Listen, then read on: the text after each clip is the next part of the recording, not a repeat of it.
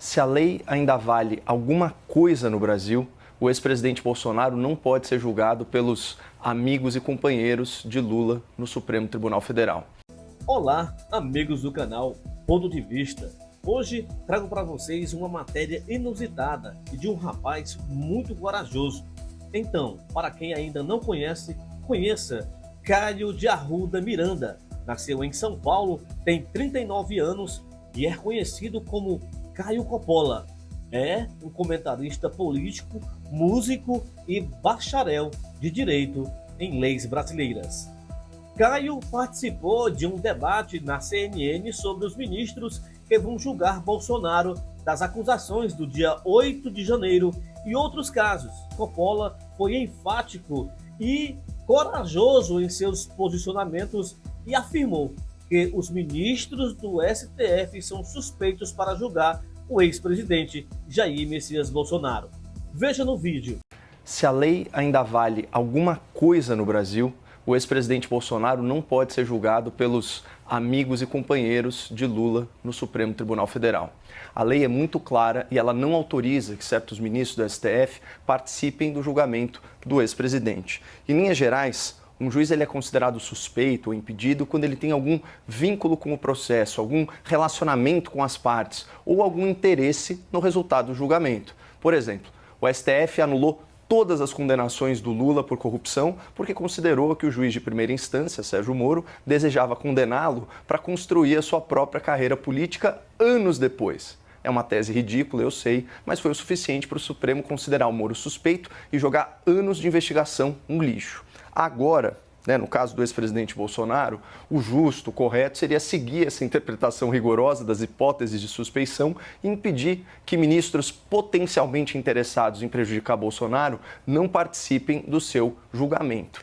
O caso mais evidente é o do ministro Cristiano Zanin, ex-advogado pessoal do Lula. Recentemente, o próprio ministro já se declarou impedido de julgar um recurso do Bolsonaro numa ação lá no TSE por ter atuado contra o ex-presidente na campanha eleitoral do Lula em 2022. Leio para vocês o artigo 252, inciso 1, e artigo 254, inciso 4 do Código de Processo Penal. O juiz ele é suspeito se tiver atuado como advogado ou aconselhado qualquer das partes. E no processo do Bolsonaro, o Lula é parte como uma suposta vítima de uma tentativa não tentada de envenenamento. Já o Código de Processo Civil, artigo 144, inciso 9, também impede que o juiz julgue alguém contra o qual ele já moveu uma ação, seja como parte ou como advogado, o que é o caso do Zanin e também do Flávio Dino, que moveu uma queixa-crime contra o Bolsonaro em 2021. Mas, além disso, pessoal, é de domínio público a amizade íntima entre o ministro Dino e o senhor Lula da Silva. E o inciso 1 do artigo 254 do Código de Processo Penal proíbe que o juiz amigo julgue seus próprios companheiros. Aliás, esse dispositivo diz o seguinte: o juiz se dará por suspeito ou será recusado pelas partes se for amigo íntimo ou inimigo capital de qualquer um deles. Isso aqui é uma obviedade, né, pessoal? Quem julga os seus amigos ou inimigos pode ter a sua imparcialidade comprometida. E esse é o caso dos ministros Gilmar Mendes e do presidente do tribunal, o Luiz Roberto Barroso.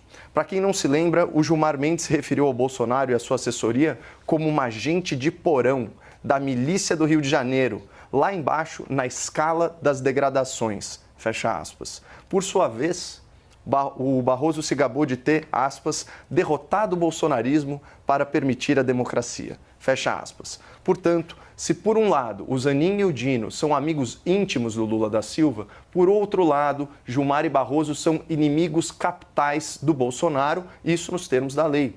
E justamente por isso, numa democracia séria, respeitado aí o Estado de Direito, jamais poderiam julgar um processo em que Lula é a suposta vítima e Bolsonaro o suposto agressor.